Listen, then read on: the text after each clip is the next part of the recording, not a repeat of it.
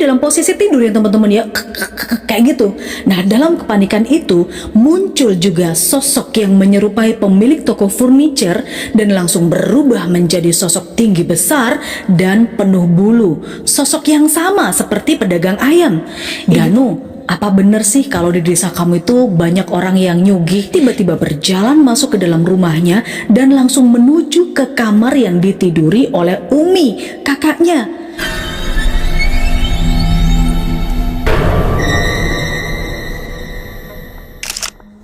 Hai teman-teman, Assalamualaikum. Terima kasih banyak kamu sudah klik lagi video ini. Teman-teman, cerita horor kali ini datang dari Danu. Katanya, Danu ini tinggal di sebuah desa di Jawa Tengah yang masyarakatnya melakukan ritual pesugihan.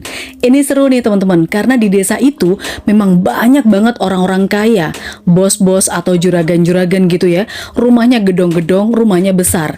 Tapi yang paling aneh, katanya di malam hari justru tidak terlihat cahaya sama sekali, alias gelap gulita di desa itu. Tapi untuk menjaga privasi seperti biasanya, untuk lokasi, tokoh, nama itu sudah disamarkan semuanya ya. Jadi kamu tinggal ikuti aja jalan ceritanya seperti apa. Oke, nggak usah lama-lama lagi, biar kamu nggak penasaran gimana cerita Danu, siapin aja cemilannya, enakin rebahannya. Aku mulai ceritanya sekarang.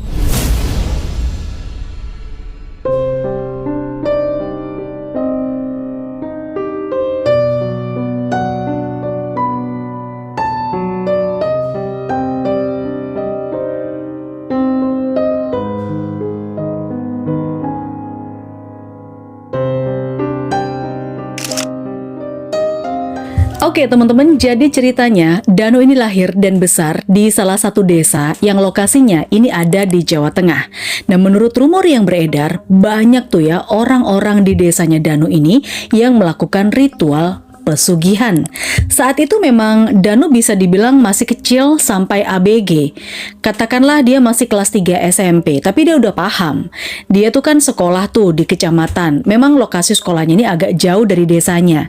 Nah, pas teman sebangkunya menanyakan, "Danu, apa bener sih kalau di desa kamu itu banyak orang yang nyugih?" Nyugih itu kata lain pesugihan gitu ya. Disitulah Danu baru tahu nih kalau desanya itu ternyata udah punya image kemana-mana sebagai desa pesugihan. Bahkan Danu ini pernah punya teman IndiHome atau Indigo yang bilang, "Danu, di desa kamu itu sebenarnya banyak loh orang yang nyugih. Tapi pas malam hari anehnya, kalau dilihat dari daerah yang letak tanahnya itu lebih tinggi dari desamu tuh kayak gelap banget loh. Rumah-rumah besar, rumah-rumah gedong di sana itu tidak terlihat menyala lampunya, hanya sedikit aja gitu rumah-rumah yang tampak terang benderang. Menurutmu gimana Danu?" Nah, ketika Danu mendapatkan pertanyaan seperti itu, Danu nggak bisa jawab apa-apa teman-teman. Danu hanya diam aja. Sudah sering deh dia tuh dengar pertanyaan-pertanyaan dan juga dengar rumor-rumor kalau desanya ini adalah desa pesugihan. Tapi kalau dilihat dari kacamata ekonomi, memang wajar sih. Wajar kalau rumor itu berkembang kemana-mana. Karena banyak orang-orang kaya di desanya Danu ini yang kerjaannya nggak jelas. Desanya ini bisa dibilang memang salah satu sentra ekonomi. Ada yang punya toko, ada punya warung besar, rumah makan, toko furniture, atau mungkin ya juragan tanah aja. Tapi karena Danu juga lama-lama kepo ya dengan kondisi desanya ini sebenarnya kayak apa, akhirnya dia memberanikan diri teman-teman untuk nanya nih ke orang yang lebih paham. Di sini yang dimaksud dengan orang yang lebih paham itu adalah keluarganya Danu sendiri, yaitu kakeknya. Karena memang bisa dibilang kakeknya ini memiliki kemampuan seperti supranatural gitu teman-teman. Jadi kakeknya Danu ini sering banget dimintai tolong untuk hal-hal yang berhubungan dengan tak kasat mata. Misalnya mindahin hantu lah yang suka mengganggu, nyembuhin orang kesurupan, nah macam-macam seperti itulah. Nah, singkat cerita, Danu ini kan tinggalnya memang deket ya sama rumah kakeknya, juga ada di desa yang sama gitu.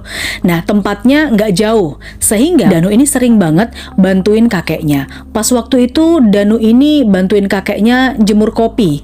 Nah, disitulah Danu memberanikan diri untuk bertanya, "Kek, apa bener sih di desa kita ini memang banyak orang yang nyugih kayak gitu? Pesugihan maksudnya ya." Kakeknya Danu menjawab, "Iya, Le.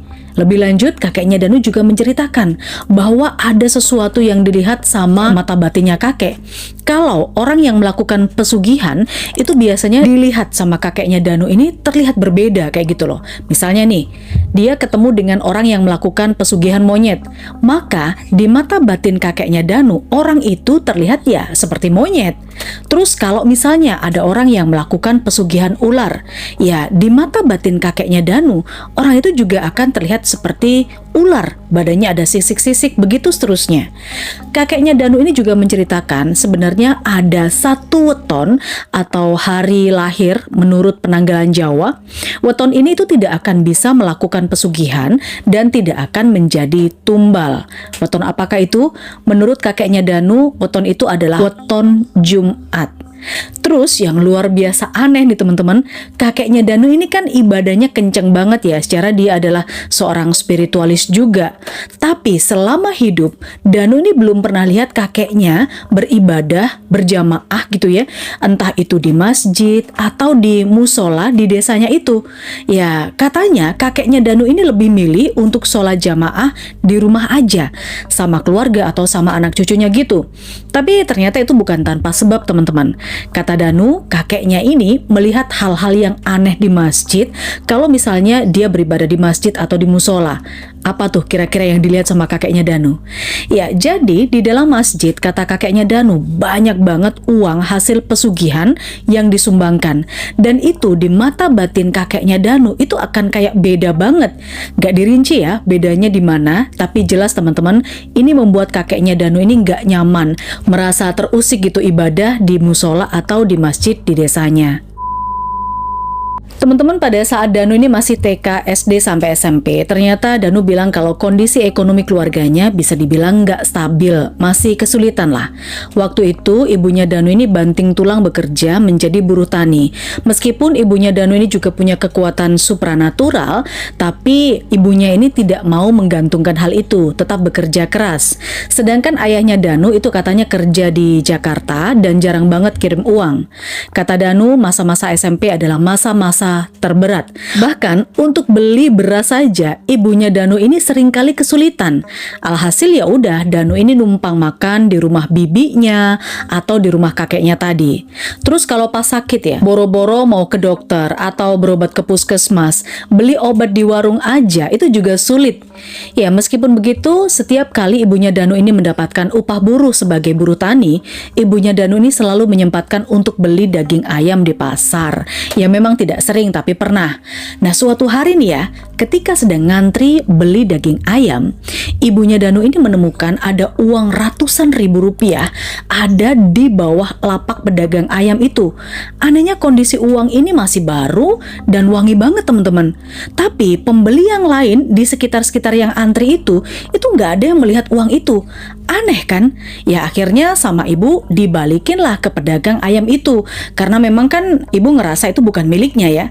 Ternyata harga ayam di situ juga naik Rp2.000 karena ibunya beli lumayan ya, kurang 4.000 6.000. Ibunya Danu ini bawa uang pas-pasan. Akhirnya ibu ngutang dulu deh kepada pedagang ayam ini dan ibunya janji bakal ngelunasinya besok. Terus anehnya teman-teman, malam harinya ibunya Danu ini nggak bisa tidur, gelisah luar biasa, seperti kayak ada sesuatu yang akan terjadi. Ya seperti yang aku bilang tadi ya, ibunya Danu ini juga punya kekuatan supranatural. Dalam keadaan demikian, ternyata tiba-tiba muncul sosok pedagang ayam yang di pasar, muncul di depan ibunya Danu, lalu berubah menjadi sosok yang menyeramkan dan menyerang ibunya Danu. Wah, ngeri banget. Sosok itu digambarkan sebagai sosok yang tinggi besar, hitam dan penuh dengan bulu tubuhnya. Untungnya ibu ini bisa selamat karena ibunya ini kan juga seorang spiritualis. Jadi ibunya ini memberikan doa-doa yang diberikan sama kakek. Lalu keesokan harinya ibu Danu kembali pergi ke pasar dan dia langsung bayar tuh utang-utangnya ke pedagang ayam itu. Sepertinya pedagang ayam itu merasa khawatir karena wajahnya kayak gimana gitu ya. Mungkin khawatir aja kalau rahasianya terbongkar. Sesampainya di rumah, ibu Danu ini menggerutu sendiri dan pas Danu denger juga. Halah, punya utang 400 1000 aja kok nyawa taruhannya, katanya begitu.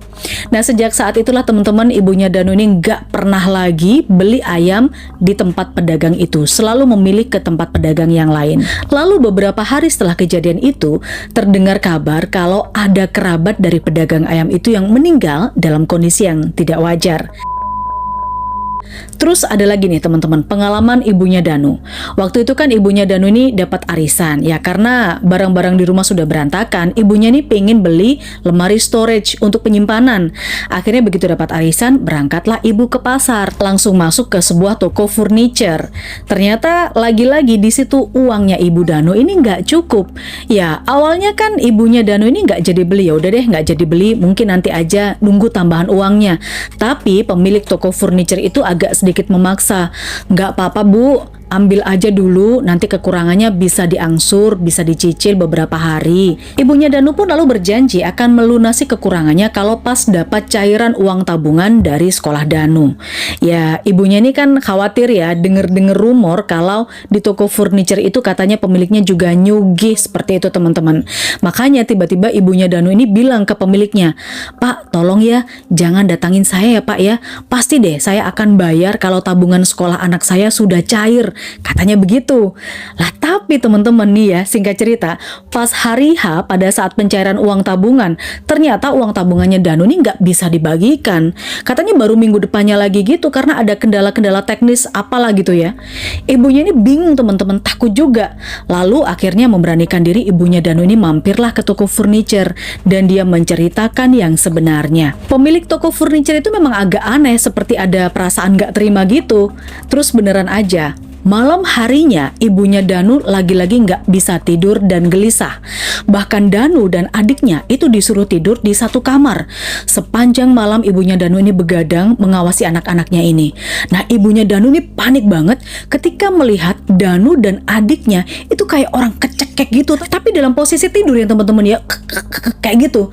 Nah dalam kepanikan itu muncul juga sosok yang menyerupai pemilik toko furniture dan langsung berubah menjadi sosok tinggi besar dan penuh bulu, sosok yang sama seperti pedagang ayam. Ibu pun lalu membaca doa-doa di situ dan makhluk itu alhamdulillah bisa pergi dan hilang.